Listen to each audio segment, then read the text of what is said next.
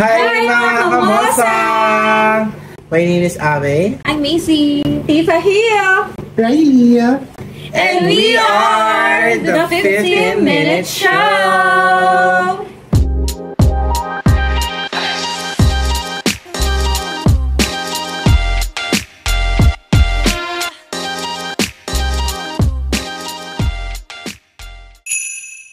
So, anong pag-usapan natin ngayon bilang nakakain na tayo? Ay, oo. Siyempre yung mga topic naman natin, yung marami laging nakaka-experience at nakaka-relate. Oo, dapat relevant. Ang may inclusivity.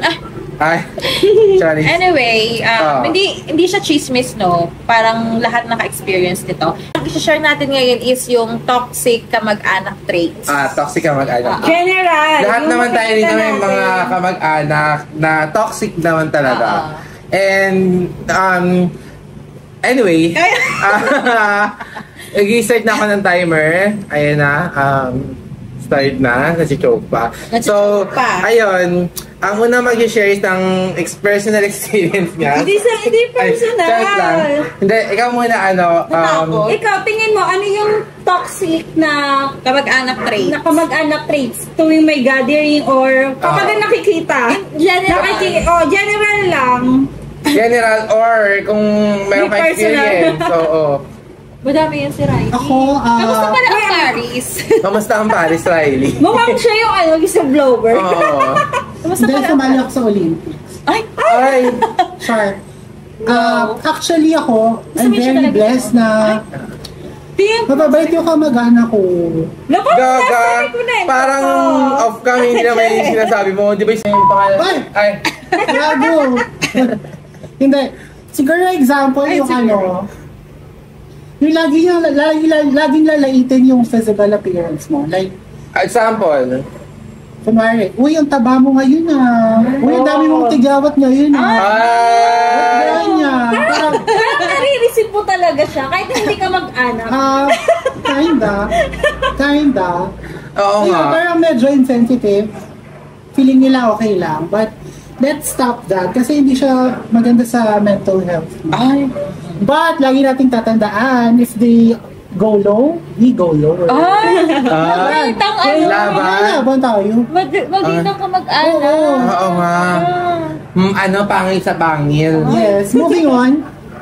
Sige, Sabagay yung pangil pa naman sa sa gitna. Chares! Ikaw na Tifa. Wala din ako Ay!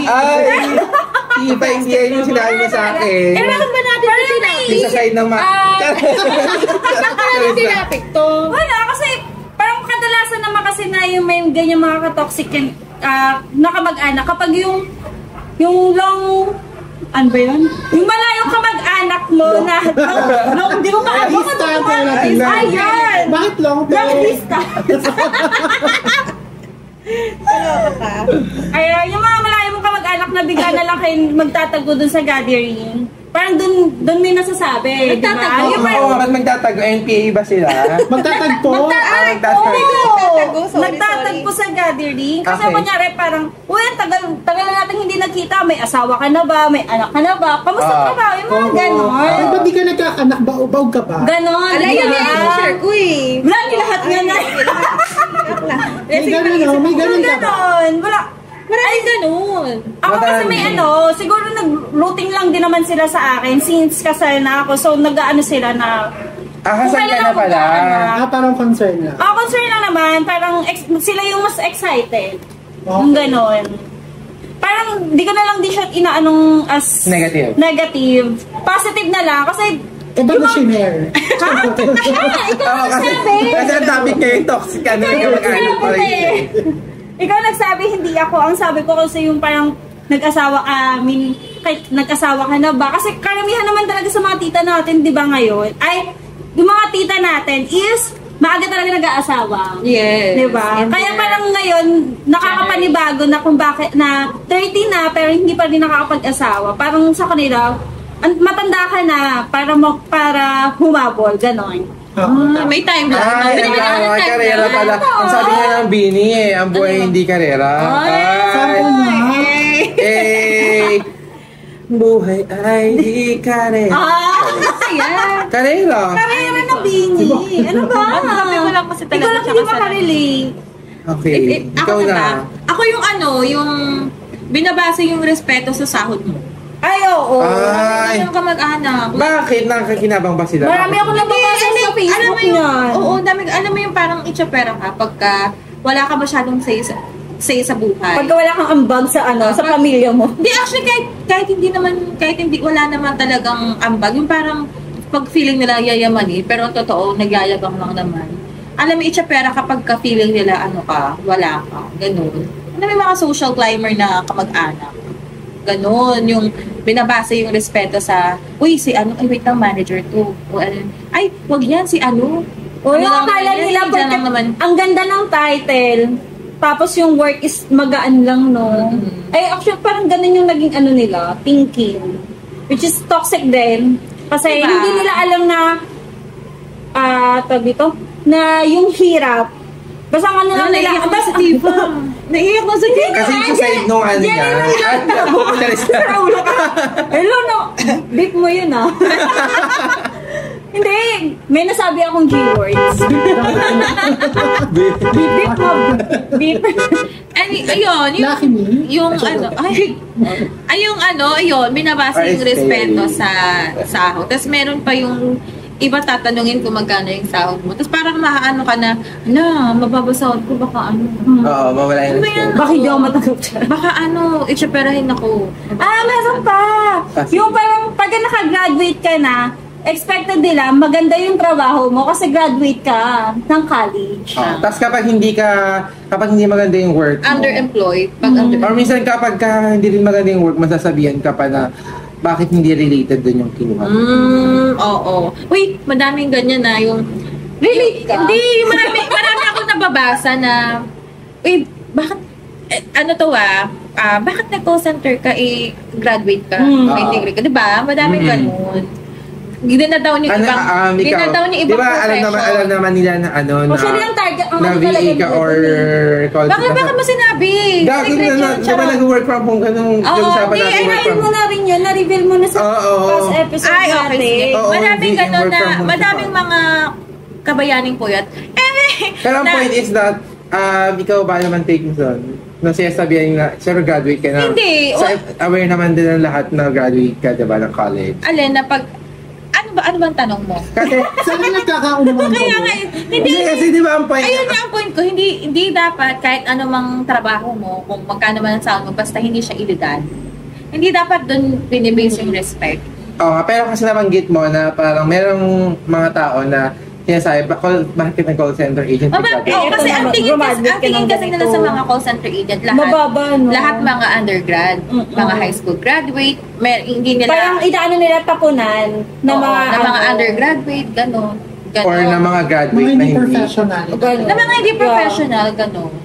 Pero ang totoo, madaming professional sa call center. So, mas mataas din yung sahod kasi din. Kaya siguro yung iba, nag-call center kasi mas mataas yung bigaya kumpara din sa pinili nila. Tapos meron akong naka-experience na nahiya, dati siyang teacher, tapos naaano siyang sabihin na, nilait siya na, uy, ba't ka nag-call center? Di ba teacher ka? Ganon. Ayun nga, yung parang ang baba ng pagtingin nila sa ibang profession na dapat quiet na lang. Basta hindi illegal, yung trabaho mo. Basta lumalaban ka ng patas. Go, moving on. Ay! Nagmamadali. Feeling ko may effort. Di siya na muna. May lakad ka. Kung may lakad ka, mauna ka na. Ikaw naman, Abby. Ako wala naman. Meron. Plastic naman Ang yan. daki mo. Ano ba? Ano nasabi sa amin Pagkwento mo na. Hindi ako Sa ano yun sa... Para so far naman sa akin is hindi sa kamag-anak talaga sa ano lang, sa mga tao lang na mga close sa family. Like for example, knowing din, like sinasabi na parang nga, ba't hindi ka pa or di ka pa nag-aasawa, ganon. Parang 30 years old. Iba. Meron ba? Meron. Ano kwento ko sa inyo? Ano yun? Post-content. Kasi wala kasi ako maalala. Pero kasi ang alam ko lang talaga is that meron talaga, yun nga, yung patungkol sa pag-aasawa na parang Para at least merong... Sila nagbibigyan ng timeline. Tawag ito, para maabutan mo pa yung anak mo na makakalaro mo pa, mga ganun-ganon. Na parang, minamadali nila ako na na mag-asawa ako, gano'n. Kasi tumatanda. So, parang hindi na siya kamag-anak toxic trait. Parang Filipino toxic trait na siya, no? Kapit-bahay Ayun toxic. na lang. Parang gano'n. Gano'n na lang. General na lang natin. Kasi minsan kasi kadalasan din naman, yung mga kamag-anak naman, sa gathering lang talaga nagkita. Pero madalas talaga kapit-bahay. Kapit-bahay talaga yung O mga... kaya yung friend mong matagal nyo nang hindi rin nakita, yung biglang Uy! Anyari sa'yo? True. Alam mo yung 10... Tumataba ka, nga, pumapangit ka eh. Alam mo yung 10-second rule ba yun? Ano yun? Yung 10-second rule na isipin mo muna kung makakasakit ba yung sasabihin mo, wag mo na lang sabihin. Di ba yun yung 10? Tama ba? Pero hindi ka kasi mabait. Sure ba yan? Baka... Uy, meron talaga 10-second rule. Kayong mga So 10 seconds mo lang isipin yun? Yes. Hindi ko alam. Hindi ko sure kung yung sabi mo muna yung sarili mo. Isipin mo na yung 10 seconds na, ay, maganda ba to? Hindi sa akin na lang, sarili ko na lang. Ano sinesearch mo? Yung 10 seconds rule. Pakita mo. Tama ba? Basahin mo. Basahin mo. The 10-second rule is really quite simple. It simply says that whenever the temperature in a conversation starts to go up, pause for 10 seconds. Tama ka, Macy. Parang malayo. Parang malayo. Nag-isip nga siya ng 10 seconds pa. Isipin to mo think na, about kung ano yung... Wait lang, kung tama ba yung sabihin niya. Makakasakit ba to? Okay. Ganon. Ano sige, ba ikaw na. Ikaw. Love that for you. Ano ba topic natin? Ano na lang, Toxic. Yung kung ano yung mga gusto mong gawin sa Paris. Filipino toxic trait na lang talaga. Kung ano yung mga experience mo sa Paris. At saka kung magkano party band. Since kanina mo pa hinahawi yan. Hoy, in fairness, ganyan na lang ulit hinawi yan. Kanina, tahimik yung buhok niya. Exactly. Kasi kumakain tayo. Oh, go. Ano pa ba? Siguro Ilan to, guys? Siya wala akong maiisip. Pass muna. Kanina nagmamadali siya. Madali ka. Madami yan, toxic, ba, kamag-anak or kapitbahay? Kasi kahit Filipino toxic trait na kasi lang tayo. Kapag kamag-anak, kasi minsan, ayun nga, minsan na magkita-kita. Pag kamag-anak kasi tanggap mo na yung nila, kamalian nila. Kaya, hindi mo na nakikita ang toxic. Meron pa palang isa. Pero problema kasi, naalala kung toxic Filipino trait. Go. Yung parang, kapag nakapagtrabaho ka na, kailangan ikaw na rin susuporta dun sa pamilya mo or sa kapatid mo habang nag-aaral pa. Sige na, diba? Ano daw? Di ba pala? Sorry. Hindi naman personal experience yun. Parang, syempre, Facebook ang daming nag-share ng mga ganong kwento. Na porket nakapagtrabaho na, ang gusto, siya na yung ginagawang breadwinner. Actually, yung pamilya niya, hindi siya yung inobliga na mag-ano. Sasabihin ni mapanood. Hoy, Ano ba panoorin? Ay! Ano ba? Ano yung name mo? Kasi, Sige, No. si Macy.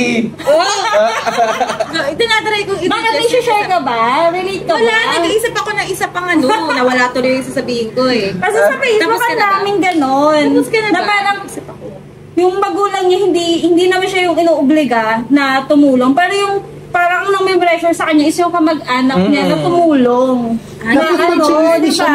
pag chinismis pa yun ang kamag-anak niya, uy, yung anak ni ganito, may trabaho na pero ayaw pa rin di ba? Mga ganon. Oo, may ganon. Actually, hindi ka lang talaga kamag-anak. Madalas, kapitbahay pa talaga eh. Kasi kapitbahay naman talaga lagi mo nakikita eh. Tsaka sila yung success ako parang, yung dadaan kumbaga ka parang napanood nila yung from episode 1. Parang gano'n. Yung parang dadaan ka. Nila seminar ba? Yung dadaan ka na, bakit umaga na yan umuwi? Ano ba trabaho niya yan? Oo nga. Ano ba trabaho niya yan? Umaga na yan. Popok ba yan? Hindi ho call center yan. Ano ba yan?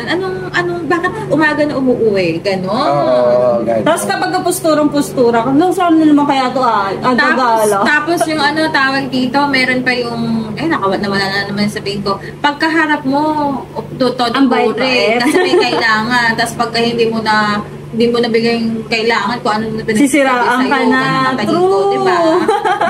Meron pa ganito, hindi naman kayo close ng kapitbahay mo. Tapos pag chismis ka niya, uy, yung si ganito nakasalubong ko nakarang araw, hindi na namamansin.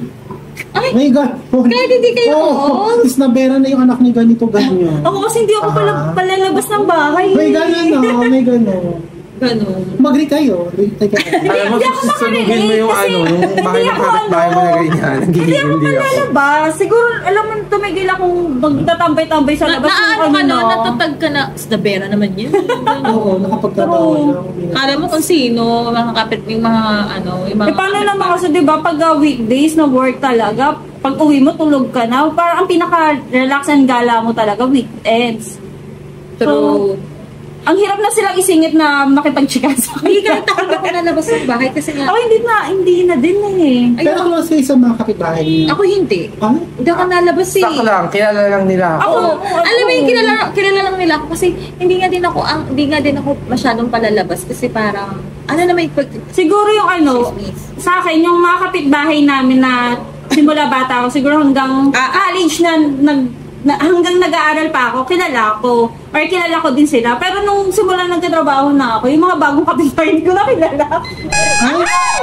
Okay, bye-bye!